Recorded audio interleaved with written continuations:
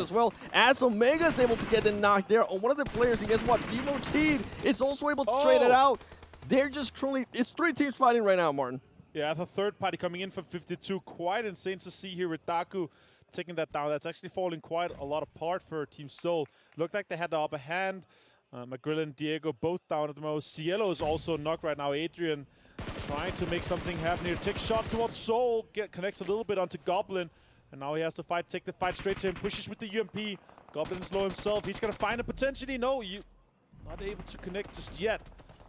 Goblin has no heals. No, he has no heals. Going to have to run away for the Blues on 7. Yeah, I was wondering why he didn't want to stay there for that fight, and as soon as I saw that, yeah, that makes total sense. You get out of there, Goblin. You try to get into that zone because Adrian is going to have those heals, and you do still have to worry about 52 Esports because they have a lot more lead. They can end up gatekeeping you. Yeah, exactly. Omega, what can you do here? 12 bandages, 1 first aid, and not much more. I'm surprised. The gatekeep here right now. It's Enigma Galaxy Road. He's going to find one of the Soul players. He's going to be able to get him down. He gets third party from the side from 52. Again, a nuisance from these players. Omega takes shots. Rupa changed to the mini, takes him down. And he's going to be able to confirm the elimination as well. Really rough situation for Team Soul. They're the guys initiating on Vivo Key. Team Soul getting eliminated with 3 LMs.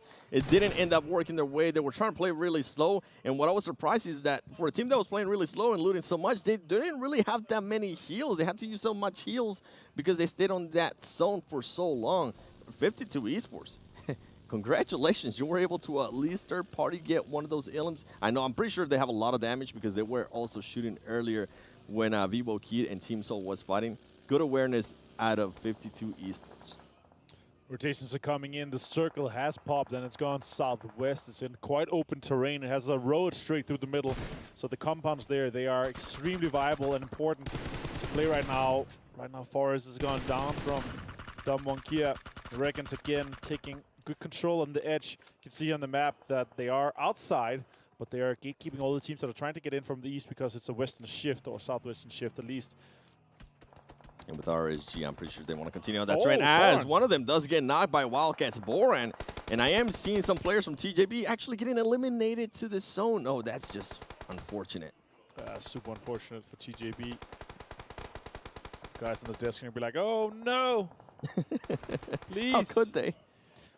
All right, X-Ray from Istanbul Wildcats. They are putting on some pressure onto Reckons. Reckons had a good game last one. Obviously, being able to put themselves into the top 5 now. They didn't, I think. Is lost, though. They're down to 3 players. They are on the edge. They're going to have to fight their way in this situation. I was going to say, I think Flower Sea is trying to go. Great timing, by the way, Flower Sea. That was the best timing possible as 2 players from Donuts USG was coming up. USG needs to be careful there. GC needs to be careful because one of the players, Missile, is currently aiming down on him. And I think RSG is going to be able to recover that player that was knocked earlier. Exactly. Let's see what they're able to capitalize on this situation here. Outside the circle right now is a rough one for sure. More pictures coming out for 7, while the other players. While Donuts is starting to push up. How is Donuts going to be able to approach the situation? Are they actually trying? How much utilities do you want to waste on this, right? That's what we're going to keep in mind. And there is a knock right there from them. Here we go. Here comes the push from Donuts. Donuts knows that they have the man advantage. DD throwing some as well. And he gets knocked. Oh no, by Wildcats. What? They end up getting third party by Wildcats. RSG just unlucky in that situation as Donuts definitely one of them. But guess what? Flower Sea is still alive. There is a little bit of hope for them on being able to get at least some placement points unless Naoto is able to spot Flower Sea. And I think they might have done just that as Flower Sea is going to be. Oh, man, this is just not a fight that you want to be at. I was hoping that he would be able to lay it down and just not get found. And guess what? He's going to get pushed. Can he knock? He's able to knock one. Can he knock the other one? He's not able to knock Cezanne from Donuts. Good try there from RSG, the winners of the previous match. Yeah, exactly. All right, 4 rivals here fighting. You can also see Vampire in the distance. The next circle has popped northwest. This is a really rough situation. The vast majority of the team are actually on the eastern side, so it's going to be having to fight for terrain that is not a lot available for them right now. 4 rivals. on the distance. They actually got a hard shift towards their direction, which is good. But Vampire right now outside the circle. They have to fight their way in here, 7. Yeah, and if we look at the current circle, I mean, there is some teams in there, but they're currently pretty much on the edge. And as you mentioned, there's just so many teams outside of that circle. A ton. You see it right now, Vampire Esports knocking one of his own teammates, as Stone does get knocked by 4 rivals. I thought they were going to be going up against Morph, and guess what? Morph realizes that, and he's also going to try to push. He needs to be careful. He's able to get one knock. He gets knocked himself. Can Fluke clutch this up? He was able to. He might be able to heal up himself and also revive that player. As we see Lappy now moving around, trying to get some of the other confirmed ilms. More frenzy though, throwing nades and being able to confirm those ilms. And this is a really rough situation. As you see, these teams are trying to get into the circle. There are so many teams outside. Donuts is one of them. Vampire is one of them. Back to Back is one of them. Damwon Kia, Istanbul Wildcats, a ton. All these teams, they have to move into the circle, but they are focusing on the eliminations because they know it's going to be really hard to get into this. That's why they're not rushing to get to the circle. They're rushing to try to get these eliminations confirmed. Vampire down to 2 players. And right now, for them. I was going to say, there's so much third partying going on. We saw 4 rivals trying to third party that fight, and guess what? They ended up getting third party themselves by Star Wars Esports, and also the play zone. Vampire, though, looking at Donuts. Can he get that knock? He's not going to be able to get that knock. Fluke about to go down to the zone, actually. He ends up going down to the Donuts players, and there you go. Vampire Esports, Team Falcons, if I'm not mistaken, being able to get that final ilm. Donuts just trying to get deeper and deeper into this situation, but it's not looking too good for them so far. Damwon Kia with the utility usage now it's coming out. Zone is pushing them. They're not inside. It's not going to stop anytime soon. Wildcats in front of them. They want to try to clean up this situation maybe. They are just on the edge of this. They want to be the last team to come in from this southeastern side. And as you can see, it's been found. Some players from Damwon Kia Yeah, driving around, hoping they can survive a little bit longer. And guess what? They might be able to do just that. Good scouting out of that player, too. Nicken. Ooh, Donuts trying to make something happen here versus Damwon Kia. Can he win it? He does. Damwon Kia gets him down. Fantastic play here. Denba. And now Istanbul Wildcats decided to move into this spot, and they want to be that team that are controlling that southeastern edge. A ton on the further side here. Great Wildcats positioning in as well there yeah, from I like Wildcats. That. Oh my God. I can't believe it. They're able to get some crazy shots coming out of this one. A ton taking more shots towards Wildcats. Now Starboard on screen right now, Speaker. The reason why I was saying great position there from Wildcats, you guys aren't currently able to see it, but they are going to be able to gatekeep at least one of the players from Damwon Kia. And the way Damwon Kia was playing just there, I mean, that great awareness out of them to just focus on getting into the zone. Some of the other players are going to try to get into the zone. We see Action going up against Falcon Esports. Can he get this knock? He does decide to get in the car. What are you doing, Powerful? Oh, man. That was so scary. Action only has a little bit of HP. He is able to get that knock, and that's why he was one of the top players of day 1. And guess what? Star Wars Esports confirming those ilms. That's crazy. Yusuf, last player here for Falcon. 3 eliminations for him so far. Trying to get some utility out. Potentially could find one. Top gets taken down. He's pushing in. Utility is also taking further ones down. And Box is fighting with Enigma Galaxy. More utility being used. That could be a good grenade too. That does some damage on top. Use it, putting himself in a great position. Star Wars Esports is going to have to push this up. I'm wondering if he also has any other grenades. Oh, and he's starting to get third party from, I believe that's Wildcats or Damwon Kia, stopping the idea that he had. And guess what? Action finished it off. Yeah, and now they have to move in. They have to try to get in further to the circle. This, as you see on the minimap top right, it's a really rough southern shift. A lot of teams are fighting for that north control right now. 52 really close to top. Stalwart. Vast takes him down, jumps with the UMP out and just finishes him off really quickly. Did not expect that for sure, but that's a good third-party advantage peak right there. Scry is also making something happen, but 52 is disengaging from that fight. They want to take control of the lower ground instead and let Stalwart fight with Damwon Kia inside the crater. They were taking advantage of that, and also you can see Vast still staying over there, still trying to get an angle in case some of the other teams, especially Star Wars Esports, decides to push up. Great awareness out of that, and I mean, for him to be able to get one of the players from Star Wars Esports out, that's exactly what you want to see. Yeah, exactly. And you want to have Stalwart push that southern side. They want to get into the fight here with Damwaki. They need to take control of the inside of that crater. Juni has a Groza, though, I see right now in hand, so it could be a hard player to take down. He also has a really good Rich to play with. There is utility being pushed out as well. Yeah, and this is when you start wondering how much utility this 52 Esports going to have, because if they can throw a Molotov, they're going to absolutely stop that push from Star Wars Esports, allow them to back up a little bit more, and also cause some damage. And as I'm talking about Molotovs, that's exactly what they're doing. They're trying to stop that push from Star Wars Esports and position themselves a little bit better, get some angles. This is going to be an interesting fight, how Star Wars Esports is going to be able to get out of here, and if any of the other teams are going to be able to their party, because Wildcats might just get an angle on 52 Esports. That is crazy. That's a really aggressive push for Wildcats. You see them pushing in. The foe is just putting more damage into it. The UMP is in play. What can Dan do? The foe also aggressive in this situation. 5 eliminations for Wildcats. A lot of really top-heavy right now in terms of eliminations across the board. 5 on Stalwart, 5 on Wildcats, 8 on Enigma Galaxy.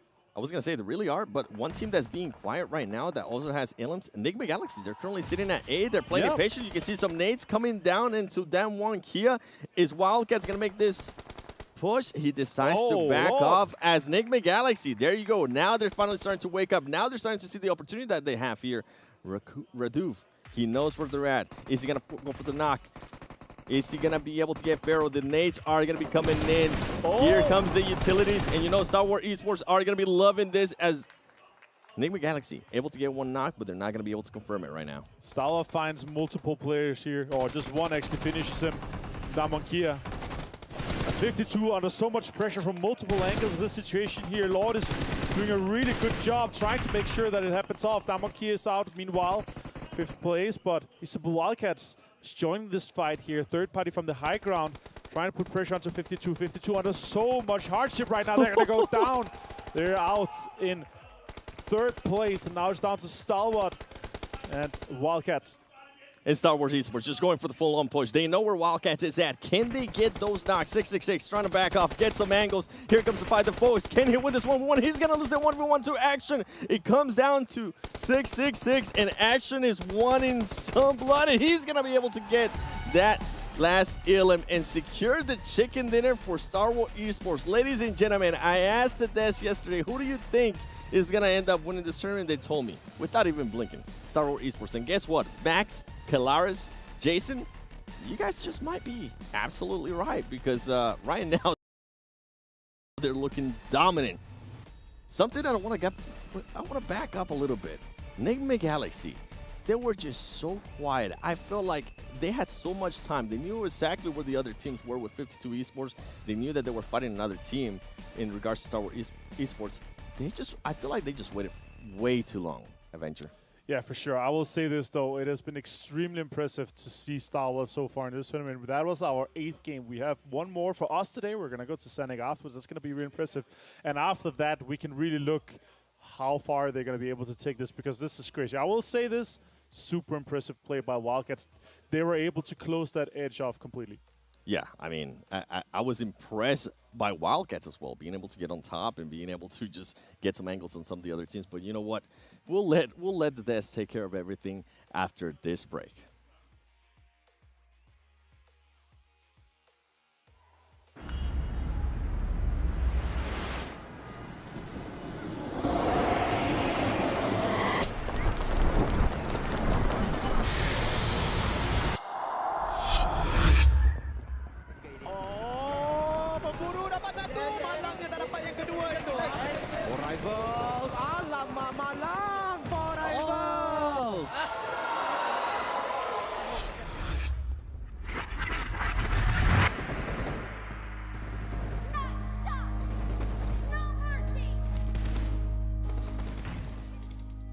Saya tidak akan membiarkan saya berada dalam zon selesa, kerana bagi saya setiap perlawanan adalah permulaan yang baru.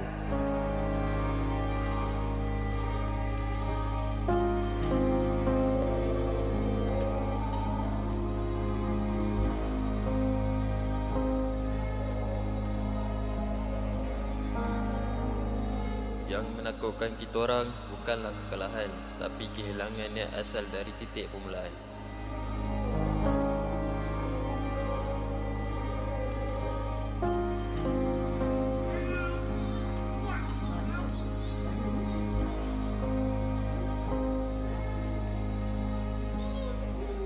Mereka adalah punca kekuatan saya. Sesukar manapun perjalanan ini, saya akan mengarunginya dan membawa pulang kejayaan kepada mereka.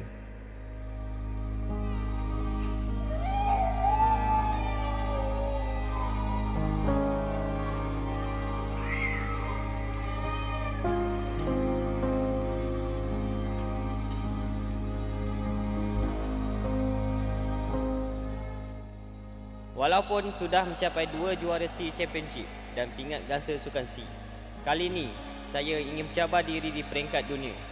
Saya percaya pada pasukan dan diri saya untuk mencapai ke tahap yang lebih tinggi.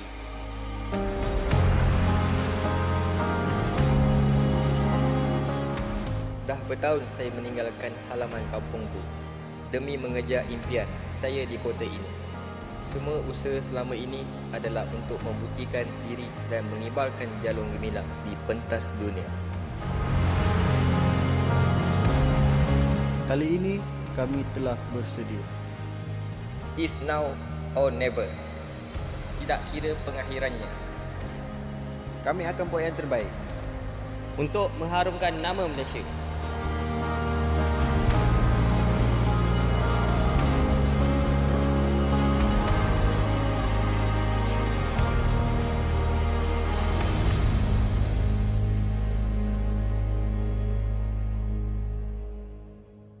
Forever play with pride.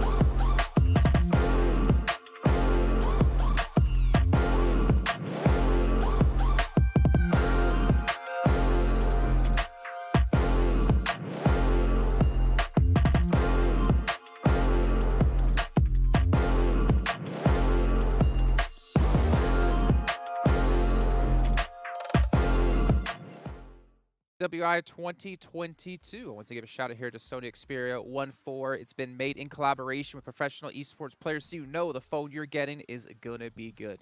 Not to mention it is official partner here of PUBG Mobile. And gentlemen, well, Kalaris, I'm gonna throw it to you right away. Stalwart Esports take a victory here on match 2 on Miramar, but you stand by the statement of... Move that way. Go on. No, not that far. Come back. Come back. Nutter. Go on. I think. I'm leaving it to you. Your statement of... Oh, yeah, they're the best team. By far. That wasn't it. That Stalwart could have had back-to-back chicken dinners. Oh, that one. Oh, that yes. one. No, that's true. What I think you made a lot of statements. statement there. No, yeah, you're right. You're right about that. And I was right about that as well. And I continue to be right all the time. Yeah, obviously, game one was a little bit more difficult for them because obviously the circle shifts away and things like that. But then, once again, they come in and show why they are the best team here, and it's going to be hard for anybody to knock them off of their pedestal, I think is fair to say. This was a great execution from them once again to be able to play this north side of the circle. I did think they were going to get pinched, but they got a little bit fortunate about some of these other teams kind of crunching down on one another on the west flank as well as the east flank. As we take a look at our STC match rankings, you can see Stalwart Esports, 26 big points, Max. Yeah, 26 points on top of that. Like every single fight was once again super snappy. They actually took a very early fight versus Falcons. Falcons wanted to play edge. They just kept pushing on them, so Falcons could not play to the level of gameplay they would have expected in this Miramar game. So a little bit rough, but yeah. And even Scry's like, yeah, I'm the support player. I'm just gonna send it. I'm just gonna jump above the wall and just go and eliminate an entire squad. So. I mean, as you said, you think Star Wars going to be a top team. I think everyone here thinks that Star Wars is the best team. Like, there's no way you don't think that. Hey, I mean, if Vampire doesn't nade themselves and start off the landslide as their demise, maybe they would have placed a little bit higher there. But again, we see Falcons, decent result. Damwon Kia yet again.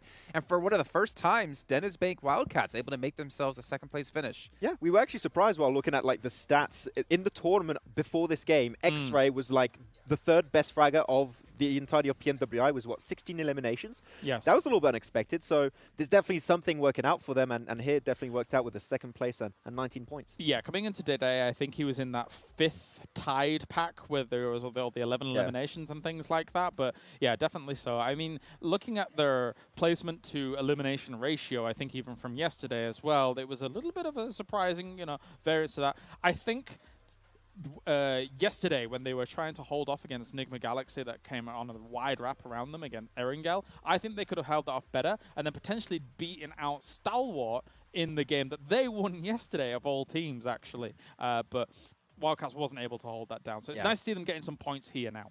It's just cool to see the resurgence of a lot of teams that struggled on day one, right? You got Dennis Bank Wildcats, Enigma Galaxy, 52 Esports, Damwon Kia. So like they are slowly climbing back up. They can't afford another bad day. I think you touched upon it earlier, right, Jason? If they have if you had a bad day one and you also have a bad day two, your hopes of a championship position in the top 5 are dead. And just as an aside as well, I'm actually happy to see 52 Esports getting themselves 13 points in this game. The reason being is because they already kind of put themselves at a little disadvantage in Miramar in that they're dropping in Ruins, which is far northwest. It's arguably one of the worst drop spots on the map, but they're still using it and did okay. Gentlemen, I'm just going to clarify this for you guys here and obviously for you all at home. This is the player stats of Stalwart Esports, not the entire event. This is just today in 2 matches. Action was the MVP of day one. So you want to give them the trophy for champions. Do we give the MVP to Action too? I think we just do 2 in 1. We just do it. Like, just give them both. It's pretty much there. I was going to say, are you sure that this is just day 2? Did he just double his eliminations? Because he had like 17. He had like the most eliminations day 1, didn't he? When we looked at our top eliminators, he was like at 17 or 18. So he almost doubled his eliminations in 2 matches. Okay. Yeah, Action. He's really good. I don't know what to tell you. I can't say any more about it. Yeah, exactly. MVP Arnold material. Schwarzenegger would be happy because he's definitely the last action hero. I mean, he puts up almost as much damage as Vampire Esports put up on that Erangel in the very beginning of yesterday. Ridiculous stuff, but to be fair, this is the team we have been talking about quite a bit. We know what they can do. We didn't see it quite as much when it came to day 1. But we're definitely starting to see it now, and this really makes me worried for all the other teams out there as we now dive into our Sony highlights. And it's probably just going to be them, I would imagine, for the most part. But to be fair, I mean, 52 Esports, at least for them, I was really happy to see them get towards the later stages of the game. This is a team coming in from Pakistan who didn't get a single chicken dinner. I'm sorry, James, you're going to be cut in half by a phone. Chicken dinner when it came to PMPL Pakistan. They did have an unfortunate position, I guess, when it came to the end with Stalwart up above them. There was really nowhere they could go, but at least holding on for points was fantastic. And they did like drop in Ruins, right, too. So it was a very, very long rotation that 52 had to go for. Like, not your favorite location to go for. I hate it. Okay, there you go, said. But then again, like a pretty decent position, but they won like that plateau position. Enigma Galaxy were pinching on their position, then Stalwart. Like, I don't think many teams, even like some of the top teams, would have struggled in that position. So fair attempt, but it did become very difficult towards the end. No, definitely. I mean, you're effectively having to walk through fire when you're dropping there, and any other circle to work with it is very, very difficult indeed. But yeah, as we can see here for Vampire,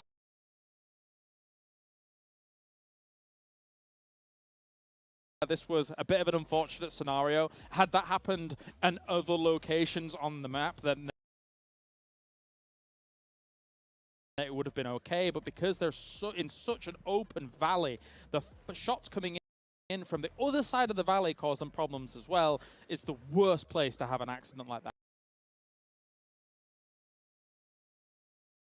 happen. there were literally 3 teams around them when that happened. Like, and they're just like, oh wait, what just happened? So of course we're going to get the 3 extra eliminations on point for free, so no issue there.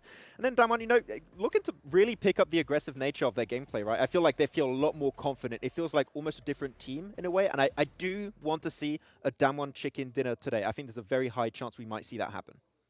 Well, Kalaris, you have to kind of back him up on that if we want to see it come true, right? We have the curse and the blessing. That's true. 1 second. Yes, our South Korean overlords, as I've always kind of looked for Damwon Kia, I think that they will get themselves chicken dinner. Thank you. No problem, no problem. Okay, well, we will actually take a look at our overall set and just get an idea of things maybe shifting when it comes to our leaderboards. We do have Stalwart actually. So not only did they take first place, but they've created the gap that we talked about between 3rd and 4th. They've now made that gap between 1st and 2nd.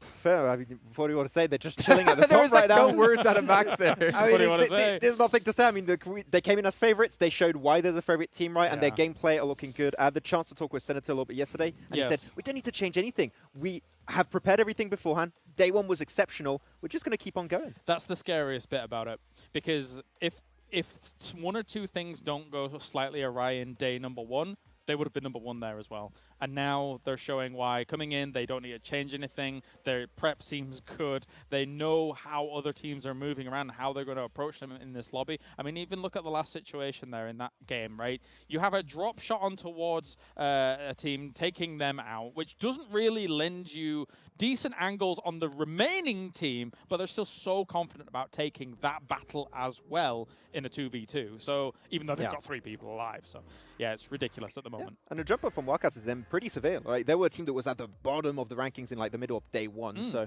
they all put themselves back in the competition. I can hear I was kind of teasing the Turkish talent there and saying like, oh, well, how are they doing? But they're actually popping off slowly. We're getting ourselves in a situation now here, Jason, where we're approaching the halfway mark here for PMWI, the main event itself.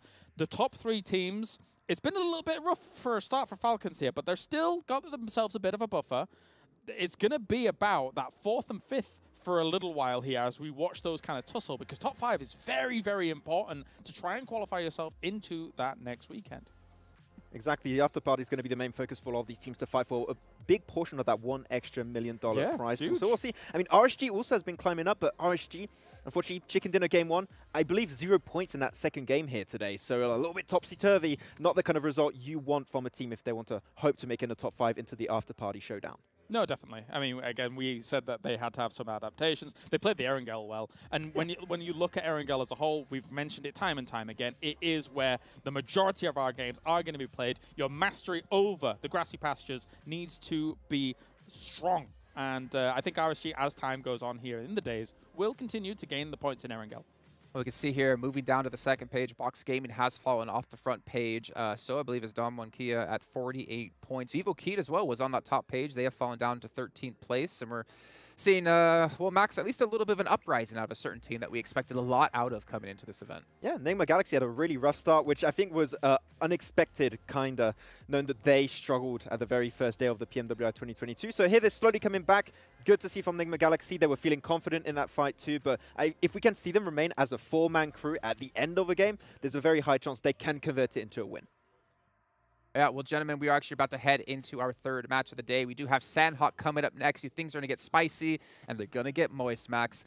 Big shout out to STC as well, one of our sponsors to help make this event actually happen. And also, of course, Dr. Suleiman Al-Habib as well has like a free clinics here around the country to help make things, help make healthcare accessible to everyone out there, which is always a fantastic thing. The USA could learn quite a bit about that. Anyways, ladies and gentlemen, we're going to be heading into that 3rd match of the day. Going to bring our commentators back in. Sandhawk, well, we heard from Sertan earlier on about how it didn't work out for them at TJB. And we're going to find out here if maybe they can change their stars here, as we're going to bring our commentators back in with Avenger and 7 Worlds Gaming.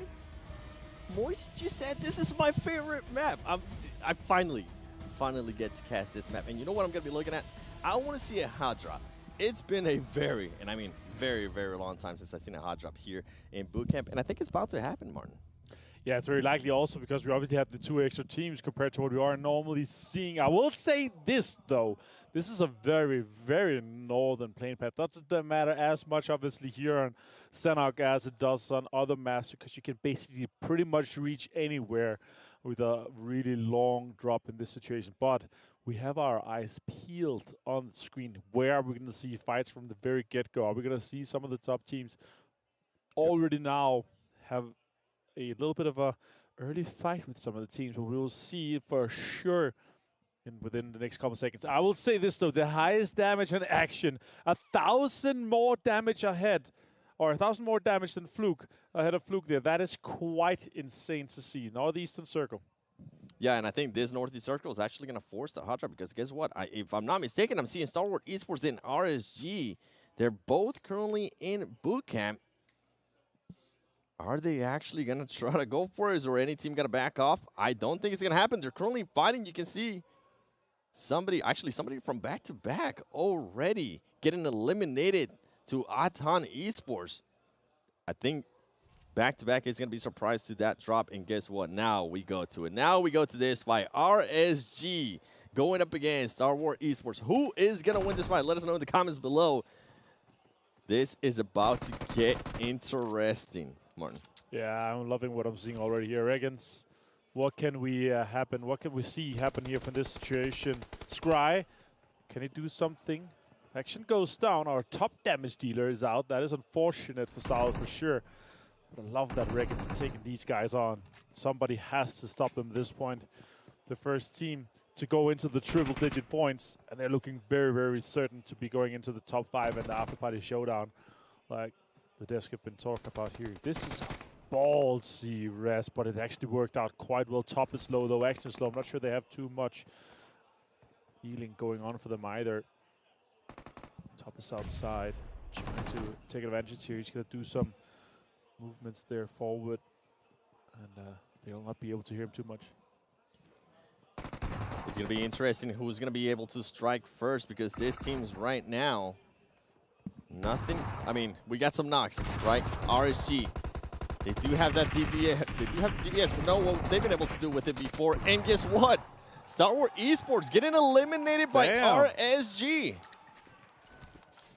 Yeah, that is quite crazy to see super early on here. The situation is obviously always boot camp that's being fought for. And Reckons being able to close that one out, take out Stalwart. It's going to be this game for everyone else to try to catch up, try to capitalize on the situation that our current leaders are right now not alive as the first team out for this situation here. Sanak, it's always a blessing. We always have so many fights, so many crazy situations from the very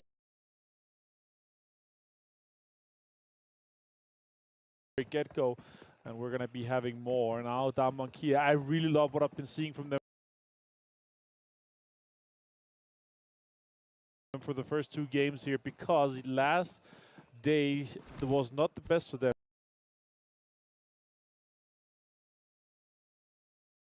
But they have stepped it up. They managed to combine both their placements with the eliminations that they were needing so much. And now they're looking really, really good. So hopefully they can do quite a lot better compared to day 1 here. Let's see what happens in this game and the rest of the day. We have obviously 4 more games, including this one. Nice shots coming in from Bane.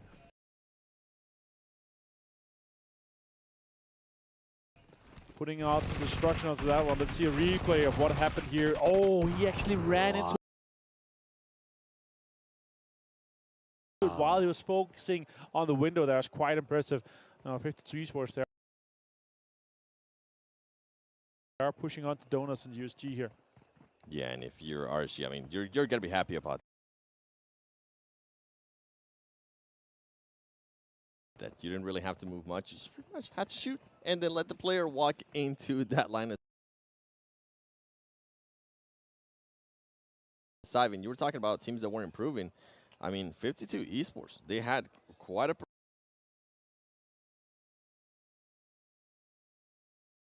performance, not in regards to Ilms, but at least in regards to placement in that previous match in Miramar.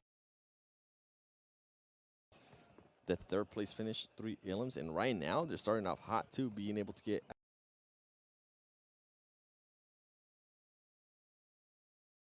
at least 1 Ilm. Now, with Star Wars Esports being out,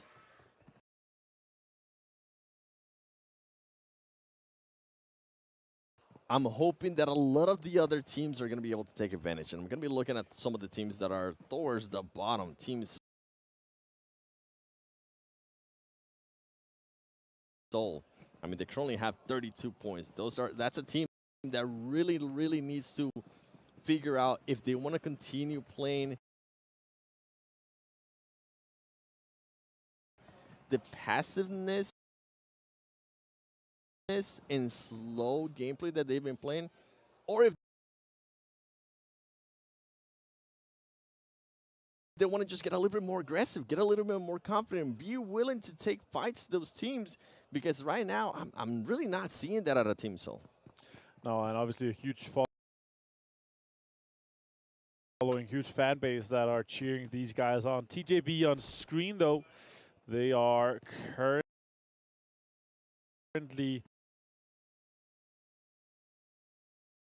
in the mid pack, able to kind of pounce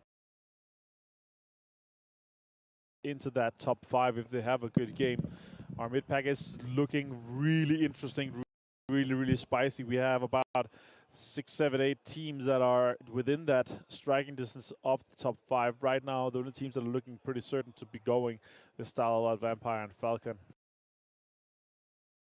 I would love to see Falcon being able to, go into the after party show match as well, even though R8 is also joining them. Obviously, home turf heroes is super important here with the backing and the pride that you can have with the teams being able to represent in your own country. That is fantastic. Team Seoul on screen, as we were talking about right now, overlooking boot camp, potentially considering what's going to be going on here. Are we going to be trying to get some of those rotation kills that Reckons is going to be doing later? Actually setting up quite heavily on this camp here, 7. The potential could be quite big. The question is, do they run that way, or are they going to be running together and just going to be running into it? Look at that on screen, 7. I'm going to disagree with this. Spicy. I don't know what Omega's trying to do there. I mean, you're going to be living. Yes, you do have some players, right? Overlooking what RSG is going to be doing. But when you lay down in between 2 rocks, are you scared that you might end up getting third party from the other side?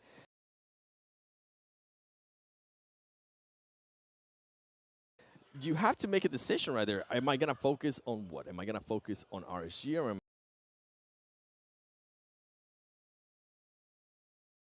I going to be focusing on just what's behind me? I feel like I don't agree with that decision. I'm hoping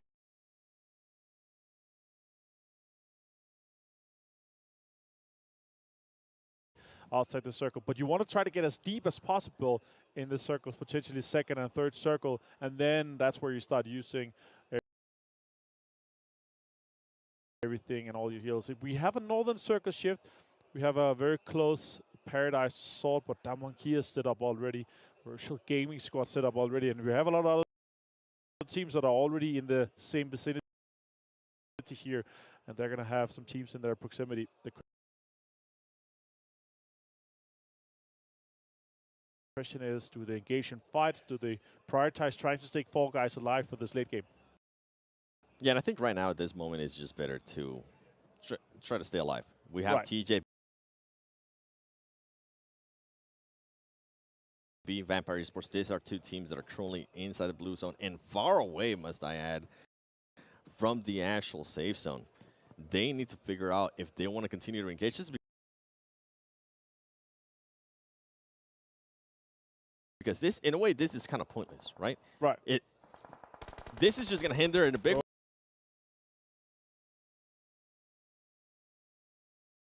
And they actually decide to go for the 5. TJB being able to strike first and being able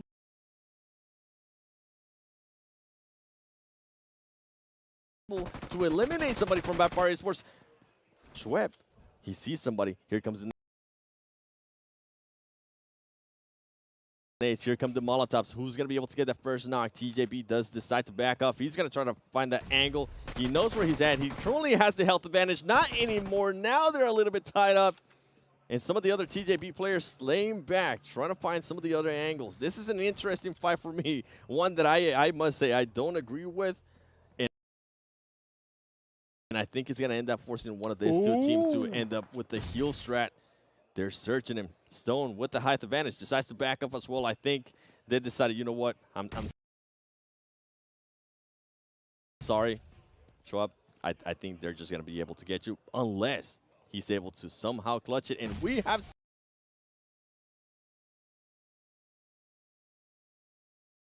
seen it before. And as I say that, he ends up getting knocked by a grenade.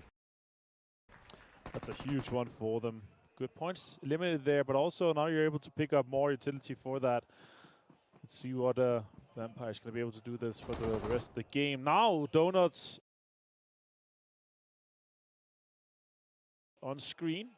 Currently in a pretty damn good situation for this one here. They're going to be fighting Box also here in this situation. Currently, both those teams in the middle of everything. And also USG Donuts, they are currently top 5 with 65 points. Just 7. They obviously want to try to maintain that spot to try to get into the after party, because that is where the dance floor starts. Yeah, that's where the fun will begin and the madness will also begin, my ad. And once again, we might see another engagement with teams that are just a little bit far away from the safe zone. They're going to start getting damage from that blue zone. It's not going to be too much, but we've seen it over and over again. I'd rather them just focus on getting to that safe zone, getting to their location, being able to, if they can as well, loot a little bit more, get some more utility. And more Rocky getting spotted, almost getting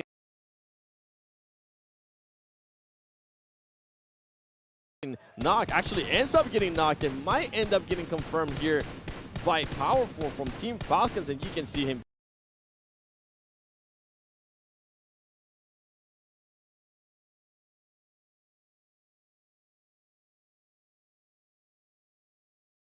just going at it. He's going to be able to confirm that. That's going to be one LM point for Team Falcons. Important. We can hear people obviously clapping. The distance never alone finds another one. And the crowd goes wild. That is good to hear. Support for Falcons. Doing quite well for themselves currently. Another point confirmed in the book for them. That is going to be a total of 3 eliminations so far. Frenzy, last player for Morph, trying to send it into the circle now. He's just left with 9 bandages and a dream to try and make this happen. He better start driving. He better start fighting, driving fast. And I can hear the crowd. Falcons. Falcons. Yeah. Yeah, I'm all for it. Honestly, Falcons has surprised a lot of people. They've been playing great. And as we say that, guess what? TJB, Vampire Esports, the team that we're fighting earlier, they finally end up fighting that other player and gets eliminated. TJB, they are currently just... Avenger, they're so far away from the zone. Although, that new circle might end up benefiting just a little bit. Yeah, that could be a really interesting one. A sudden shift for this one. A lot of teams going to have to move. Wildcats are one of them. 4 Rivals are one of them. Some of the teams that are right now outside the circle in the south side could move in and actually get some free terrain for this one. The question is, are they going to choose to do so? We're going to have a little bit of a replay here, see what happened with Vampire and TJP. An easy open door, surprise. And here's my point for me. We're down to 16 teams, 54 players remaining in this situation. Enigma Galaxy right now on screen. Some healings are going off. They're going to have to get in on the circle here on the southern side. Enigma Galaxy, a team that has decided to slow down their playing style in a big way, I feel like, compared to yesterday. It has worked out for them so far today. And you can see RSG going up against a fight with Vivo Key, Dan1 Kia, just looking around, trying to figure out where stuff is happening, seeing if they can maybe, possibly, somehow, third-party this. 52 Esports. You heard us talk about them earlier. They were aggressive. They do have... They're just trying to spot anybody. You see Wildcats on the horizon. That's not going to happen there. And I'm hoping we get a chance to see Enigma Galaxy because they're very close to Atan Esports. And we could see a fight ensue there, as we do see as well Dan1 Kia very close to 52 Esports. More friends, the only player alive trying to secure some placement points. More teams are moving in on the northern side. There's a lot of teams currently on the north half of the circle. The question is, do they try to do bigger rotations, try to get closer in? The circle is super close to Ban. Still have Paradise inside. Damonkia first on screen, and he is really focused on locking down this compound currently. They are sitting in a decent spot too. Now shots are coming out. It's Vivo Keat versus Regans. McGrilling gone down. Unfortunate for Vivo Keat. After this game, we are going to be halfway through the main tournament. Ooh, that's a great amount of damage coming out from that nade there, 7. That is a great nade there by Vivo Keat, and at this point now, Regans decides, you know what, I think we need to go back him up, and that's exactly what they're going to do. Regans right now with 9 Ilums, and I'm pretty sure they want to be able to add some more to the tally. And if I'm not mistaken, I think that might have been back-to-back that I saw on the horizon, trying to get an angle on some of these players. Can he make that jump? Ooh, oh no! I really thought he was going to make it. It looked like it for sure, but nope. That is back-to-back, as you were talking about here, putting some bullets towards the direction of Cielo. As you see on screen, we still have TJB and Vampire down outside in the blue, trying to get as many heals as they can get off action. Most elimination, 9 more than X-Ray from Wildcats. That is impressive. Yeah, 1,000 more damage still for... That is crazy for action for Stalwart. That is just insane amounts of damage coming out. Still the longest eliminations, as we're talking about the Eagle Eye. $5,000 extra for the player that is able to have the 2 longest knockouts. And then you have action with 24 Ilms. See, that's what I was saying. I don't know if I would take 7 Ilms over action, because action, if he stays alive, he might be able to get me some of those Ilms. And on top of that, some of the placement points. But yeah, if it's not action, I would actually agree with you. I would rather take the 7 Ilms. Yeah, for sure. But like, because with 3 more players, you're going to get more out of it, right? Yep. On an average, you're going to probably get able to squeeze out quite a significant more amount of points for that one. Now, 52 having a bit of a fight towards this simple Wildcat. Locks out in the distance, actually half HP. The other players are trying to decide whether we're going to do. We do have a next circle pop. It's gone southwest, so Paradise is no longer inside.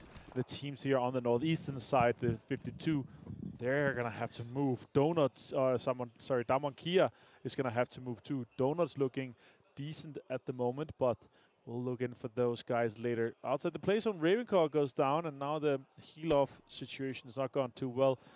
Also, Wildcats are moving. Big macro rotation for them. They're trying to go all the way on the west side, try to sweep in and try to make this big rotation counterclockwise to get into that. Oh, what? Did he randomly find jumper there? 4 rivals? It's Team Falcons that finds that. That could be a big one. Now he jumps off the buggy. And Team Falcons definitely going to try to see if they can maybe pick up that player powerful before Rivals. He's playing that gatekeeper. It's not going to happen. It's not going to happen, but Lappy is being a little bit aggressive and actually is going to backfire. Yusuf's able to get some Ilms on 4 Rivals, and now the tables have turned. And I think, if I'm not mistaken, from what I saw there, Falcons might end up leaving 1 player to go for a heal-off. As we do end up seeing TJB. I'm looking at the map here. TJB finally deciding to get in a vehicle and just hold to the zone. Falcons, never alone, trying to not get anybody to knock them. And 4 Rivals, they're just deciding to back off to what's interesting. You can see 52 Esports outside the zone as well. And then 4 Rivals might drive into Box Gaming. They don't end up driving, and somehow Voki OP is still alive, and as I said that, he ends up getting knocked. The vehicle ends up exploding, and that is it for 4 Rivals. Box Gaming being able to take advantage, and Virtual Gaming Squad also taking advantage of the rotation from 52 Esports as they're currently knocking some of their players. Yeah, this is a rough situation in general here. There's Virtual Gaming Squad with the gatekeep on 52 potentially. Virtual Gaming Squad gets a knock on himself. Now Vaz for 52 trying to push. He gets knocked himself, gets finished off by Alvalucci quickly. Damonkia is out in 14th place without any eliminations at all. This is a rough game for them. Not what they were hoping for, of course, but so far today they've been a huge step up. This could be a huge grenade for Daku. Let's see how much he gets. Oh, perfect timing potentially. He's going to re-knock Zeus. That is a huge one for Luigi. He's going to take more damage. Oh, nope. It's really good that it was outside that little room there. Now Daku has to heal. He's going to go down to the zone. And that is actually a rough situation in general for 52 because they're going to go out in 13th place with just 2 eliminations. Yeah, that's going to only be 2 points in there. We go. We're seeing the replay of what happened there between Break MVP from Box Gaming got those shots, ultimately being able to secure those 2 elements. RSG being able to knock Wildcats, and you can see Never Alone, one of the players from Falcons. I wonder if that was the player that was trying to get the heal off for Falcons, because he just died to the play zone. We got Nigma Galaxy. Hamoudi, can he get this knock on MVP from Box Gaming? He's not able to see him. He's going to be able to see him now. Can he secure those knocks? He is going to be able to secure the knock in the Illumis. That was the last player from Box Gaming. And Nigma Sally gets to move up a little bit more and getting closer to that safe zone. 8 eliminations, though, for Box to go out on that. It's really good to turn that around. Obviously, not getting the placement is rough, but that's good for them to at least get the eliminations here. Nick McGarry's going out in 11th place. Back-to-back fighting with TJP. This gets one down. More fights coming out. Polo goes down as well. Killswitch, the last player for back-to-back. Let's see if he can make something happen in this situation here. Kiss is trying to heal off. It's a lot of damage taken from the blue zone. And I think Killswitch is just going to back off. He knows that he can actually get into the zone, or at least stay alive a little bit longer and just wait for the moment that TJP is going to have to push. Remember, TJP was a team that was inside zone for a very long time, so I am going to have to question how much shields they have. And as I say that, they only have, this is the last one. After that, he's going to have to push if he wants to do anything. And I think he might have been able to see Killswitch. No, Killswitch does end up getting in a different location. He might be able to get the knock here, and he is. Great awareness there by Killswitch with 4 Illims. Fantastic move for them for that, but TJP goes out in 10th. 4 eliminations here. Virtual Gaming Squad taking some shots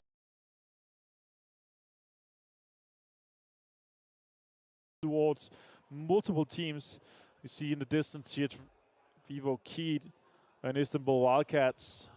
Defoe is the last player. They have 4 eliminations,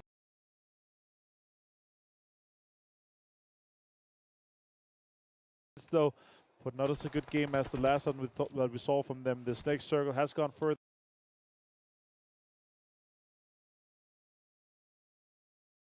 north, so multiple teams have to move in and try to get in. So the Gamers8 decides to take a car.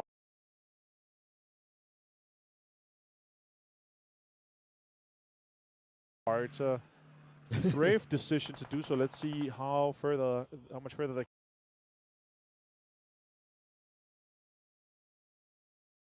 can take that one. But right now, a lot of teams are broken and battered. We actually have no teams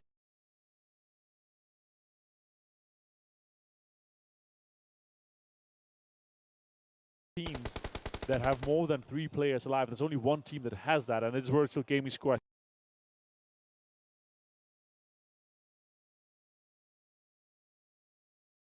Here on screen, Gaddafi right now looking what they can do for that one, coming out of Libya.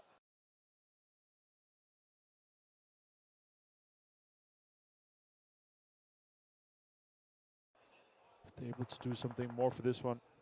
We see Wildcats also stolen from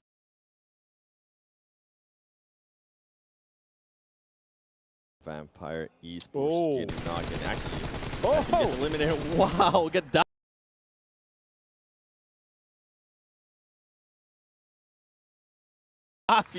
being able to get those shots there on friends, and Morph gets eliminated with just 2 Illims in Virtual Gaming Squad.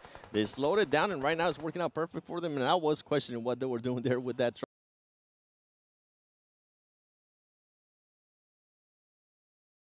I wonder if they were maybe thinking, are we going to need it for cover? But instead, Hawk, you have so much cover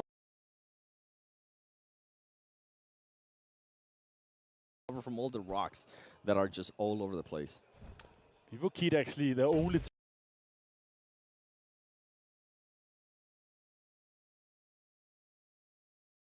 team with 0 eliminations out of the ones that are surviving right now, and they're trying to make it in. Now a ton. Bruno, no more heals. You're going to be gone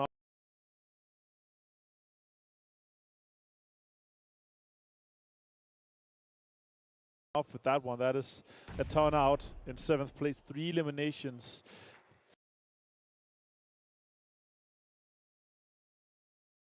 Three teams have only a single player left. 2 teams, Reckons and Vivo Keed, has a 1 player surviving right now. Virtual Gaming Squad with 5 eliminations has 3 players alive, and they're putting on pressure on these teams ahead of them. Let's see if they can close this game out, or if they're going to lose any players to Reckon.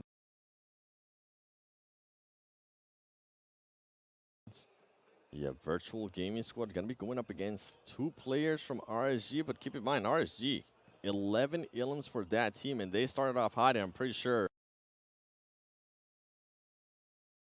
they're gonna continue to stay hot. As you see, Lightning getting ready to throw those grenades. Is gonna come down to who's able to get that knock, because I believe RSG, if they can get a knock on those players from Virtual Gaming Squad, they might be able to win that engagement and just wipe them out. Kill switch, the only player standing from back to back. They had a horrible day yesterday. I'm pretty sure right now, this halfway point, they were looking to change it. Well, guess what? You got some placement points, but after that, you weren't able to get more. VGS actually securing some points there on RSG, and that was it for RSG. And Vivo Key, even though they didn't have any elims earlier, guess what? They're getting into the party as well. Adrian, currently looking around, trying to figure out where the player from Virtual Gaming Squad is going to be. Adrian going for the push. Is he going to be able to get the knock? He is able to secure those elims, and Virtual Gaming Squad gets eliminated by Vivo Key. And ladies and gentlemen, now it's a 1v1v1, and actually, it's going to be a heal-off. Team Falcons. They were able, with that heal-off, they were able to gather so many points, so many placement points. Adrian's inside the zone, but he only has bandages. The question is, does Damar have enough for this heal-off? Can he sustain longer until the circle closes? It's likely going to be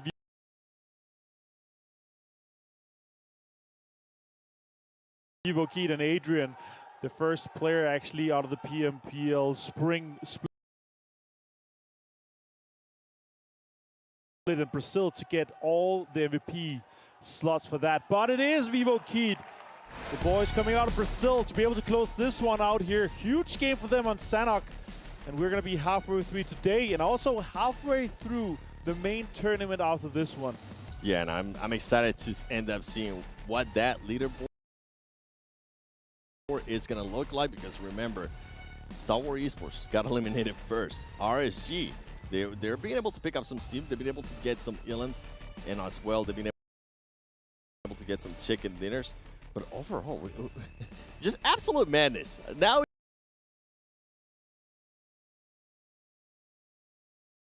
you know why I love Sanhok, because it's absolute madness. You don't know what to expect. Ended up coming down to a heal-off, which I'm okay with. That was an intense finish. Yeah, super intense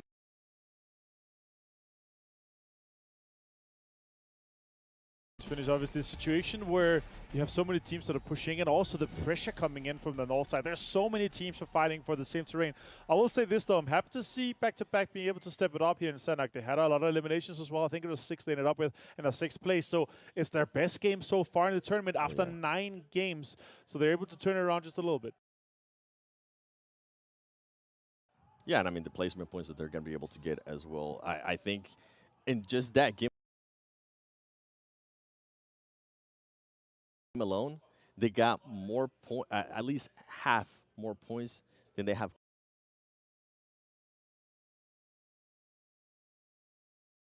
gotten the whole tournament up to that point.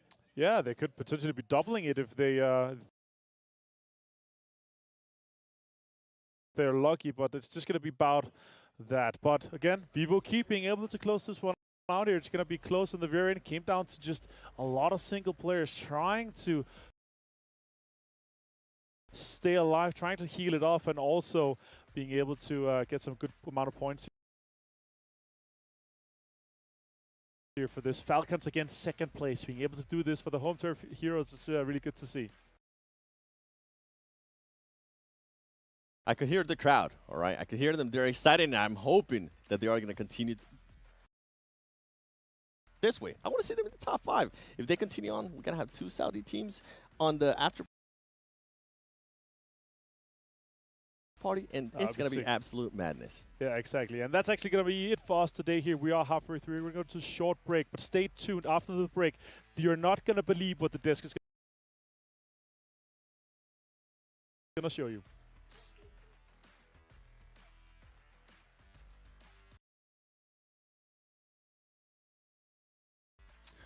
But what you know what? They're not going to believe what we're going to be able to show them. Yeah, the question is, do we show it or do they show it? That's the question. We're going to have a short break, though, very soon. But yeah, of course, once we get to the after party, we get to the dance floor. We're going to see what Maxman and Kalaris is going to be made of. I heard they're going to have a breakdance up to show me what they have learned from me throughout this event. Yeah, I heard Maxman might end up getting a haircut, too, so that's going to be... Oh. I think it's going to be a mohawk, maybe? I'm hoping he ends up going with a fade mohawk. I think that'll look great on him. All right, we're going to go to the break. Stay tuned and see what the desk is going to show you.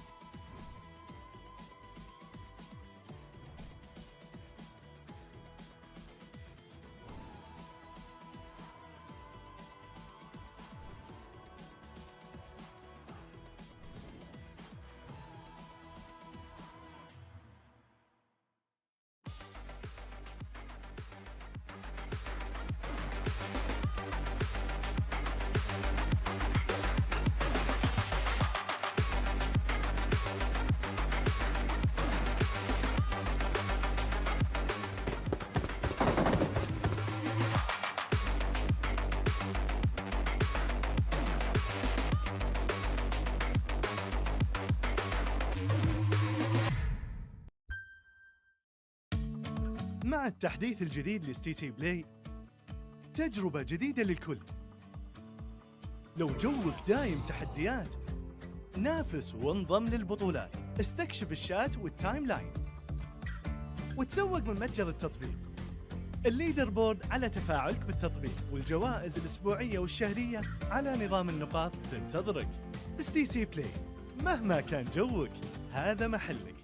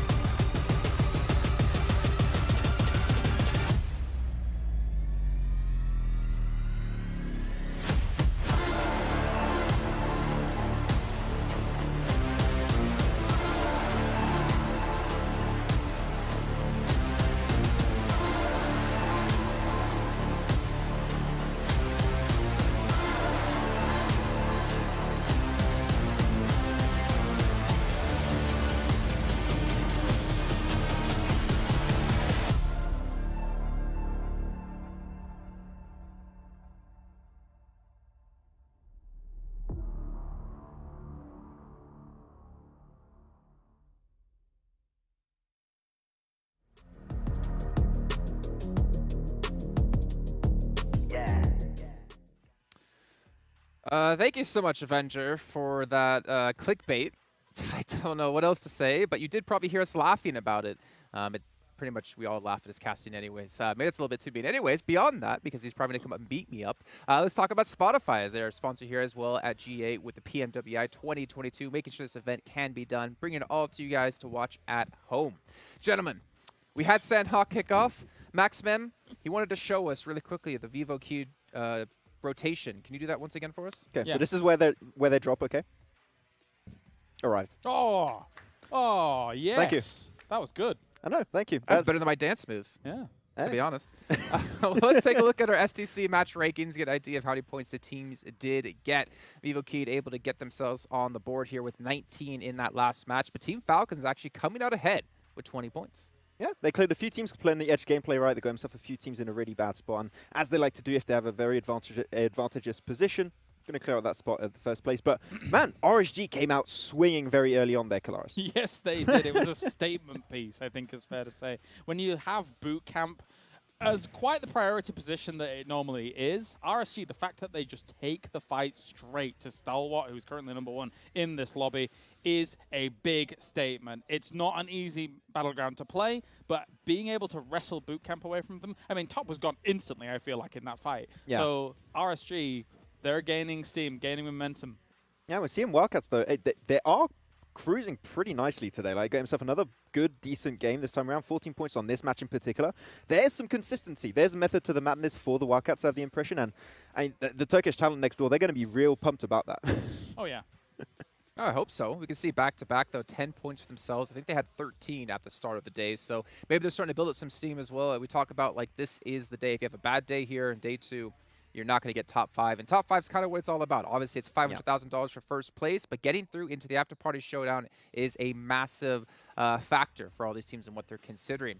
You guys at home, though, while we're not actually here broadcasting the show for you, guys have the Vibe and Drive event happening currently within PUBG Mobile. Make sure you guys log in, complete the missions with your friends, and you'll be able to get your hands on permanent legendary sets. So make sure you guys check that out if you have not already. Well, gentlemen, we also need to mention not only them, but Razer, a sponsor here at PMWI 2022, as they are making this event happen for us. So thank you, and a big shout out to them for making this possible, because you know what? If it wasn't for them and all the other sponsors, we wouldn't be here. We wouldn't be here in Saudi Arabia having some insane matches to talk about. All right, so gentlemen, we have a few minutes until the next match is about to kick off. We're obviously heading back on over to Erangel, but we're going to quickly check out some Sony highlights from Sandhawk. We did have an interesting happen, I believe, between TJB and Falcons, or not Falcons, Vampire in the beginning, that actually allowed them to stay alive for a very long time.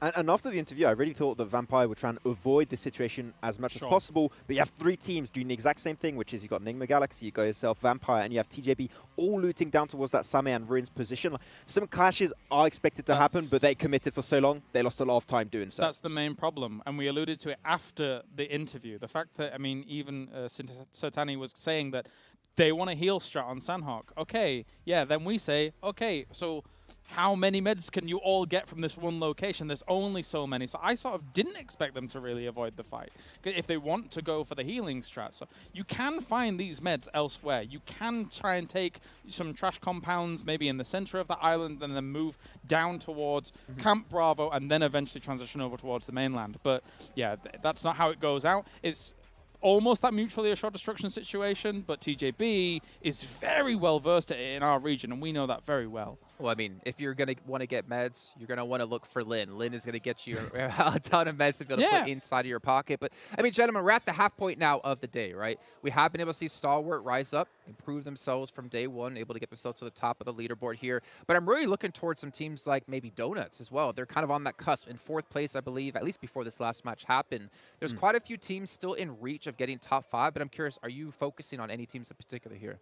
Donuts was actually the team that I talked about at the start of the day, and I still would love to see another win coming out from them. I think they have the chops to go very far in this tournament, right? And it's great to see Japan like improve so much over the course of 2 years now. Just every single time, like you had Blue Bees before, and like now the region, it's just so good, and they keep creating so much more talent in the esports scene. But I would still like to see them go a little bit higher potentially. I want to see them be challenged in a far east or a far west circle. I think it would be interesting to see if they can actually deal with something like that beyond the realms of Rozok's stronghold. Okay, well, ladies and gentlemen, we are a minute away before we do hop into our second Erangel of the day. We're going to be bringing in some new commentators who won't clickbait at all, because you know what? They're handsome, they're great at what they do, they're looking fantastic and fly. It's John, Allen, and Blake. That's right. These commentators will never clickbait you, but you won't believe what they're about to talk about next, Blake. Well, I hope you would, actually, to be honest with you, because you better believe that RSG are on that upward swing, which is exactly what the desk were talking about earlier. I think, you know, just taking Sandhawk overall was a really big change for them, and a really needed change. I think over on Miramar, as well as Erangel, you know, they're on these trash loot splits at the moment, which works well in their region. I think Kale alluded to it yesterday, saying that in their region, you get a lot more points in those first 2 circles. So getting trash looted and then just getting going and getting some eliminations, that works really well in their region. But we know one thing that China does very well is adapt quickly. And that's what RSG's doing here, bumping themselves already up into 4th place. Really solid performance so far on the day, but there is still a little bit further to go if they want to take that top spot currently occupied by Stalwart with that 19-point lead. We're going into map number 4 of day number 2. We are past the halfway mark now, Blank, and it's only going to get harder. Absolutely. I think that there's teams that, like Stalwart, 20 points ahead of Team Falcons. And Team Falcons, by the way, in 2nd place, doing really good stuff here for Saudi Arabia. You know, getting a lot of points there on Sandhook. You know, it is a little bit cheesy to go for the hill strat, but that's where you can get the points over the 3 days here in PMWI. Those are the things you do need to do. Vampire Esports, on the other hand, fortunately slowly pulling off the leaderboard. I remember in that first day when we looked at these top players, it was all Vampire Esports. Now you're starting to see the likes of Action up there, who is really tearing up the leaderboard. 26 eliminations total, but we do still have at least Fluke here from Vampire Esports on highest damage with 3,412, although Action still making a huge splash in this lobby with almost 1,000 damage extra. Seems to be going pretty well today for Stalwart, as it generally does. Coming into the tournament, certainly. Team that everybody was looking at. Plane path, Severny down to Sosnovka Military Base. Seemingly fairly good for most of these teams coming into this one, Blank. Hopefully, they'll be able to find that little corner of what is far from paradise. I think right now this is a great circle, a great at least plane path here for Stalwart. They'll be able to drop out the plane nice and late here, head over towards Novorepnoye. Remember on the first Erangel of the day, they were forced to actually take a little bit of an alternative route down towards the south side of Sosnovka, into the water, in fact, and go for that famed boatation all the way around to Novorepnoye. This circle, on the other hand, heavy southwest, a little bit weird here, a fair bit of it actually in the water. Yeah, and a potential military island circle, which you're always going to mention when it goes down south, but most likely going to go to the mainland, I would say. In terms of the landmass that's available, the majority of it is on that mainland, so places around that Gatka field going to be high priority. Yeah, Vampire Esports actually dropped out quite early here and picked up some vehicles. You see Ravenclaw already hitting the ground, knows he needs to immediately pick up a vehicle. That might cause some problems for some teams later on who might want to get some vehicles into this circle, considering this is where we're going to be finishing. But for Quarry, Primos, Ferry Pier split, there's no one here, so Vampire's going to have the absolute lot of it here, to be honest with you, John. So they'll be able to get very, very looted up and not move too far from their original position. I would hope they'd move out of Primos just a little bit, maybe take some prime time ground over towards the northern side, just the south side of Quarry here, where you have that ridge line, get some information gathered, and then get going. Nigma Galaxy, though, unchallenged here in Pachinki. Happy days for them, and hopefully a better Erangel going forward for Nigma Galaxy.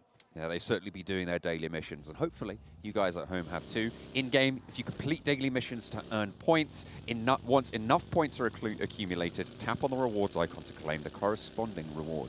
You can also participate in the event solo or even team up with some other friends. That's absolutely fine. And team up with some friends who you know are pretty good at PUBG Mobile. Potentially someone like Maxman who can carry you in game. That's going to make getting those rewards all the more easy.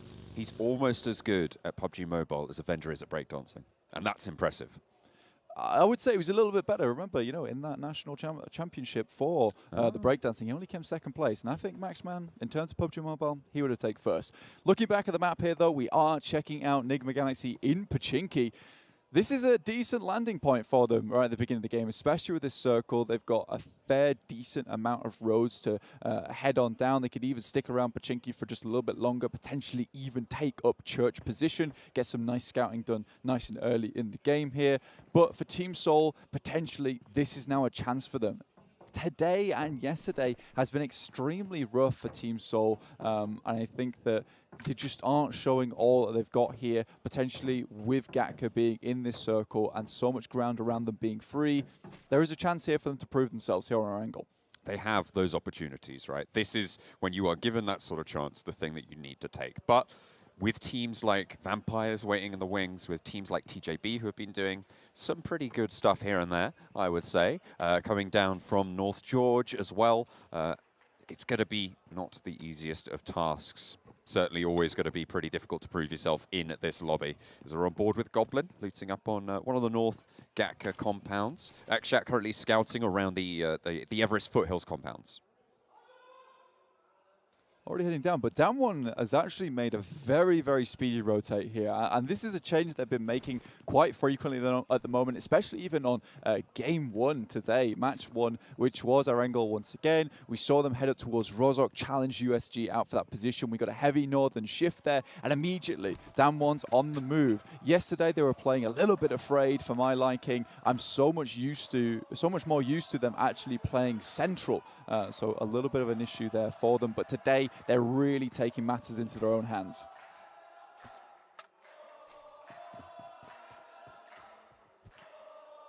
Can't quite hear what they're saying, but there's certainly a vibe. They're going for it. We're on board with more. Everybody having a good time here in Riyadh. Certainly I am too. I mean, I've been really enjoying this tournament so far. Certainly a lot of dynamism and a lot of changes as well day to day, which I was a big fan to see of so far in the day. Down one, Kia. Currently, just picking up some vehicles, getting organized for the rollout. Try and channel their inner Autobot. Absolutely.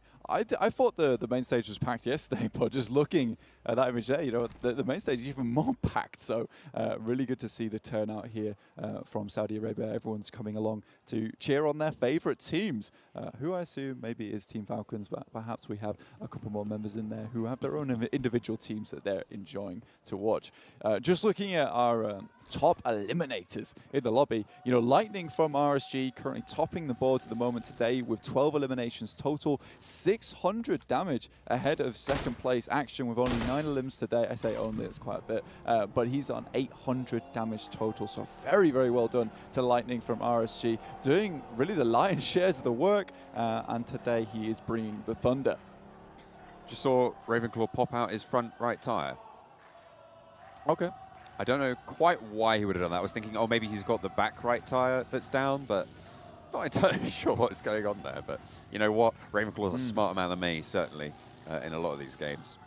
Yeah, well, what he knows is that he's on the ferry pier right now, right? If he wants to go left, he's going to go right into the water. Shoots out the front right tire, means the car is now steering off to the right-hand side. There's no way he can go into the water now.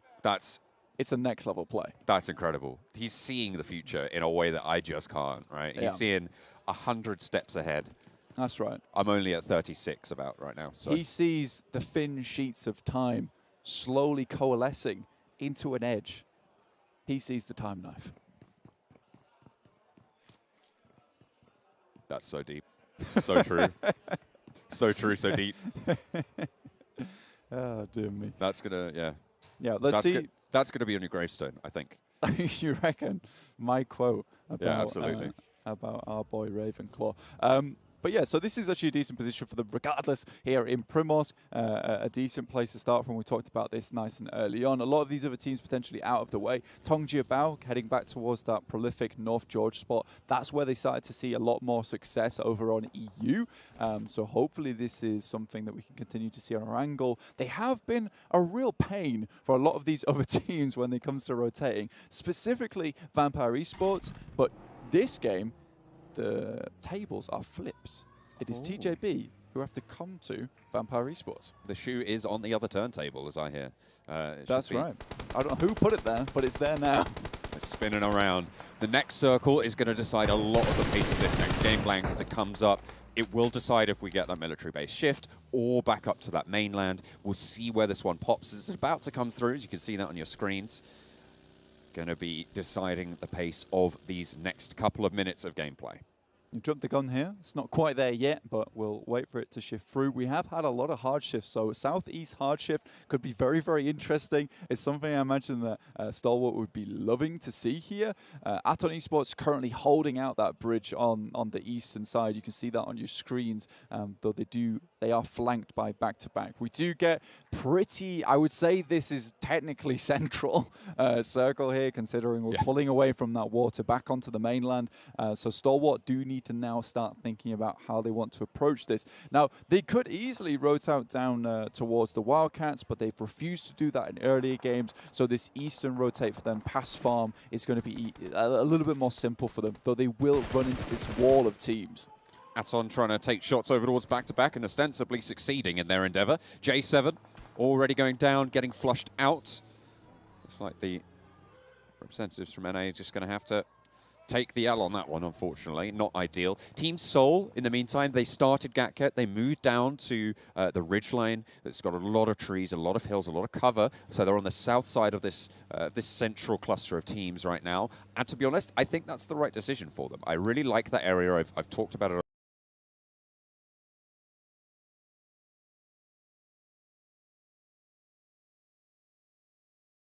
Trying to find a place in the circle that they can hunker down at. They're trying to find that golden position, get a little glimmer of treasure. And if you want to get a glimmer of treasure as well, you're in luck, because from the 4th to the 13th of this month, there is a 50% off PMWI pack sale. Get it straight, get a set straight away, and 5 chances to draw PMWI treasure chests as well. And from the 14th of August through to the 15th of September, just in case you missed that previous sale, were extremely nice. There's still 16% off PMWI packs, and you get 6 chances to draw PMWI treasure chests. Next circle comes on in down towards the bridge, which leaves Vampire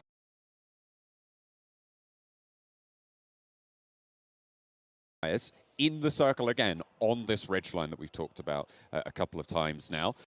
The western edge, though, looking to be pushed in potentially by TJB, by Falcons,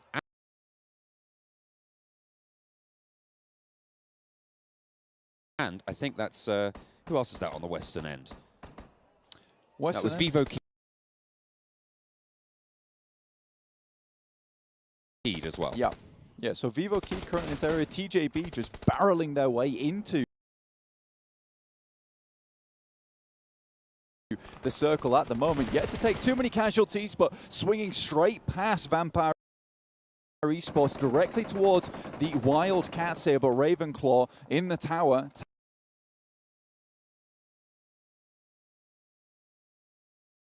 Takes some shots down. Tinsker, he's out of the vehicle. The car's going skirt, skirt in its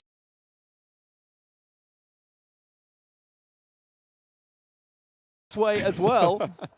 GK first takes a tumble outside the Wildcats compound. It looks like Fluketh is looking for the flush, pick up the point, take it away. Xiao trying to get away in the buggy.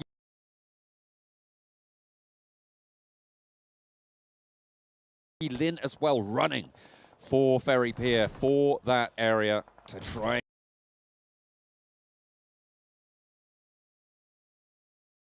and get a little bit of cover to try and stay alive. Nades from outside the window, and the crowd cheers.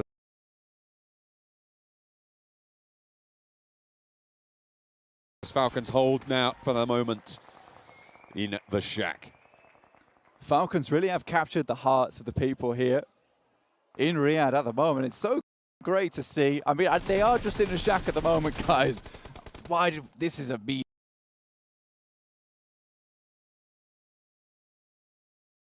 Replay to show out at that. Right, we had timing. Cheers for them, and now we get to see them explode. But again, they're still in the circle at the moment. Stalwart, though, living. They're on the northern edge. They still have to cross the field, so, and that is the difficulty when it comes to this circle. Down one, on the other hand, still holding strong here. You know, you're going to get bruised and battered on the way in if you try and change this gameplay very quickly. They wanted to come into today with a little bit more oomph. Speaking of them, there's an auto shotty going around the side. A Soul with the remaining 2 players clash with Nigma Galaxy. 2 players alive and up and standing. Only the one for Soul right now on the top floor. It's Akshat to hold off against Freak as he pushes through. Stays alive, but low HP. Info given. That's an ankle tapped as well as Lord's timer does tick down lower. Push from Ralph. The first aid not quite there. And Akshat falls. Soul eliminated. What is that? Is that a Molotov from his own teammate? Ralph actually? No, he won't bleed out from that. He'll stay just alive long enough. Get a quick replay here. It's 52 Esports rocking up on Falcons. One goes down on the approach and a nade over the top. Okay. Beautiful. What a way to stop a crash. I mean, take them down before you get there. Love to see it. Box with 3 players now. We're on board on the eastern side of the circle, next to Virtual Gaming Squad. As VGS with 4 players alive against the 3 of Box to hold this out. Virtual Gaming Squad looking to make their way into this compound. Box, though, holding the warehouse. There are smokes available to a couple of these teams. You can see Regan's off in the distance with DD there. I think the main advantage that Vampire Esports have gotten from this particular circle, though the ditch maybe is just a little bit misleading, is they've got so much information just gathered because they haven't had to move whatsoever, whereas it's been a gauntlet for everyone else. The Americas clash, Vivo keyed and back-to-back on this hillside, very, very close to one another, taking shots either which way. But it's actually the Donuts who come through, I believe. No, Stalwart, sorry, taking shots over towards Cielo. Will be able to take down one of those Vivo keyed players and give back-to-back a little bit of time to get J-Way back up to his feet. Oh my goodness me. Next circle pops and it's right on top of Regan's. And look at that, a gift from the skies. A loot box directly on their position. Regan's really do want to translate this. And with the current scoring they've done today, they might even be able to shoot up into a 3rd, 2nd, or even a 1st if they have a very, very good game here on Erangel. Stalwart, on the other hand, they're taking heavy casualties on this western edge. It's not been easy for them. They've headed up the eastern bridge, over the top side. Now they're trying to wrap in on the west. And again, the circle moves away from them.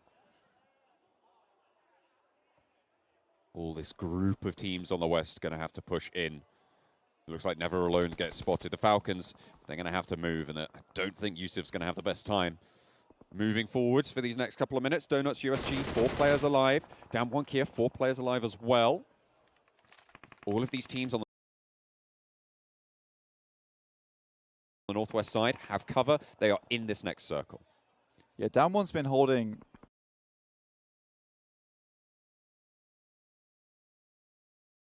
a very, very good compound for a very long time, especially with their instant push into here. Back-to-back, though, send Vivo keyed back into the blue here and back to the lobby. Getting their teammate back up pays dividends, as they are able to eliminate the sidelines. But Vampire Esports are on the bead. This is this is Stone on the back of their progression into the circle. He's a rear guard right now.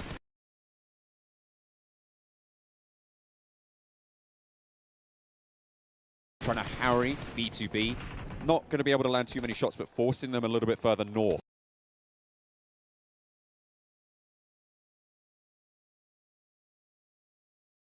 As they're going to crash straight on into Donuts USG and actually be able to get one of the rundowns.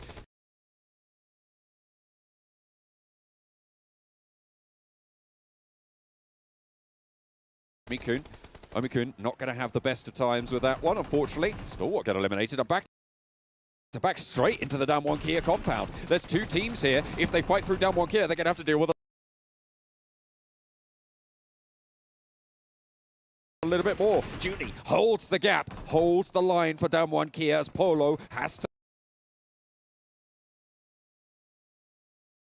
think about healing up here. In pushes Forest. Ooh. The vehicle goes up in flames, and with it, back-to-back forward guard. Shrapnel directly to back here, and they are not going much further. Down 1 Gaming, though, now they have to think about keeping everyone off this position. They've done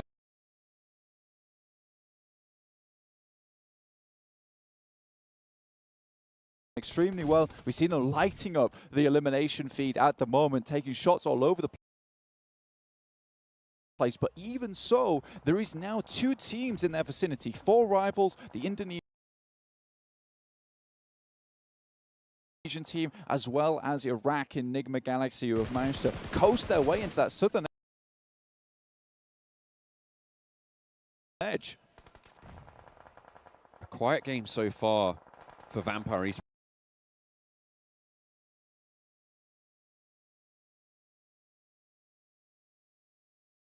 They've been holding their stronghold on this ridgeline, and now they're going to start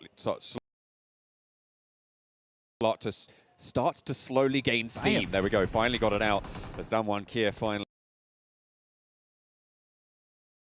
have it out for the Donuts USG squad. Missile behind the vehicle. That place has not been safe historically. It's not going to be safe anymore. 4 rivals enter the fray as well as Forrest drops a smoke out to try and get a little bit of respite. But Jumper gets knocked. And everybody else from 4 rivals gonna be a little bit slower now, but there's nades starting to pop into the warehouse. Looks to put the damage in and move closer to this next circle. Voki tries to drop a grenade over the top. Previously, the team's ambassador turned player, and he's been doing really, really well for the team, but he does go down in the middle of it. Regan's, though, taking the fight to Vampire right on that southwest coast. So, you know, even southwest edge, even though they are in the center of the circle right now, they are being very proactive. These shots are unbelievable with the AOG over towards Stoned. Trying to slow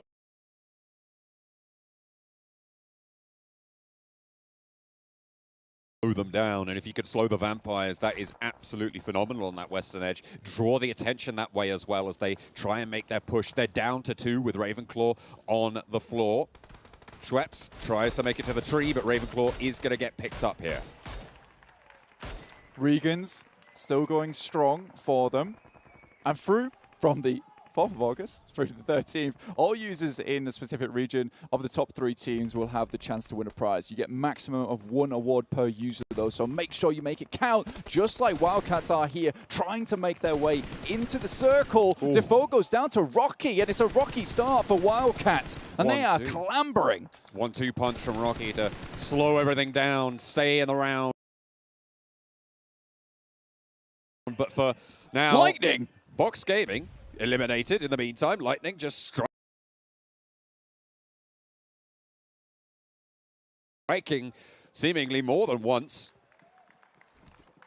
as teams just start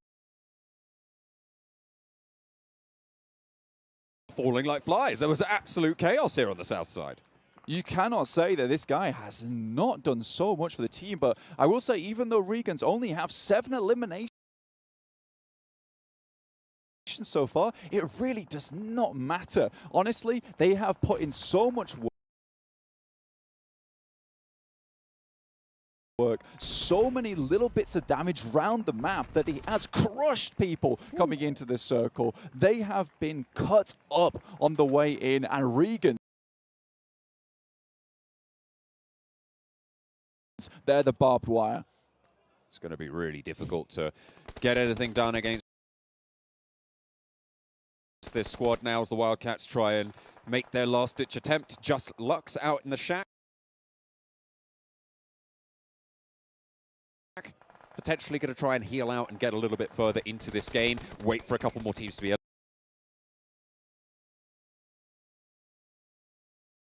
eliminated as Damwon Kia at risk of being one of those teams. It is just Sung now. After their position on that northwestern side, they have really, really suffered in these fights. They've been the team to fend off everyone on that western edge, and they are paying the price. The consequences are coming home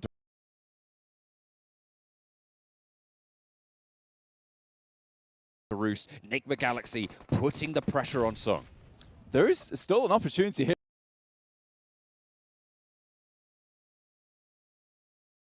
for him. He jumps through the window, gets one. Ralph's very low HP. The shots from the side.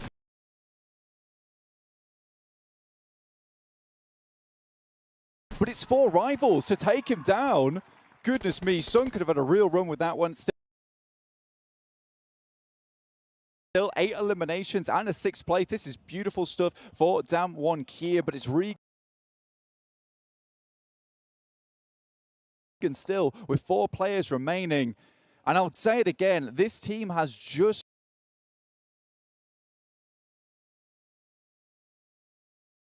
not waited quietly in the center of this circle. They've been all over the place. Flower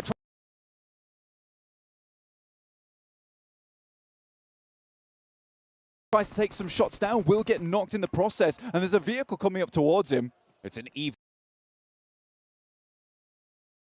trade there, and they will try and keep him alive as well. Having 4 players in this final circle is going to be incredibly useful. 4 rivals down to 3, Enigma Galaxy down to 2.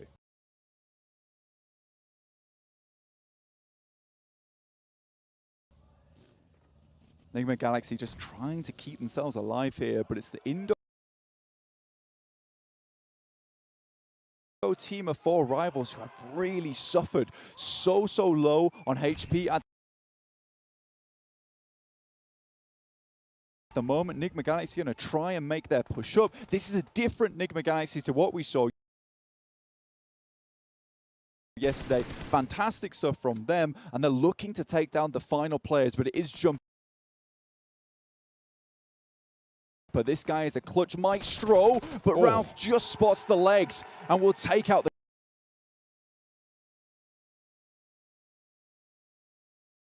the calves. 2 versus 4 now. 2 teams remain. It is once again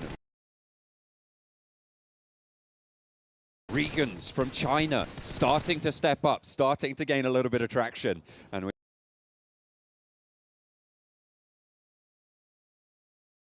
we are going to be seeing them take the fight to Enigma Galaxy as Ralph goes down. Just Lord, 1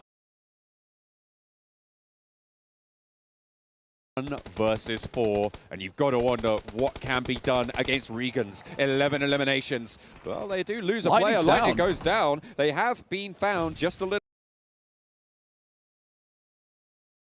bit lacking there. Lord, though, low HP, takes the fight, nade in hand. Flower has backup from his team, finds another, and there's the nade. It looked maybe like something could happen, but the Regans had it on lock. I did not expect that from Lord there. The fact that he was able to make that happen the last moment, he was so aggressive as well. Very different type of Enigma Galaxy than what we've seen before.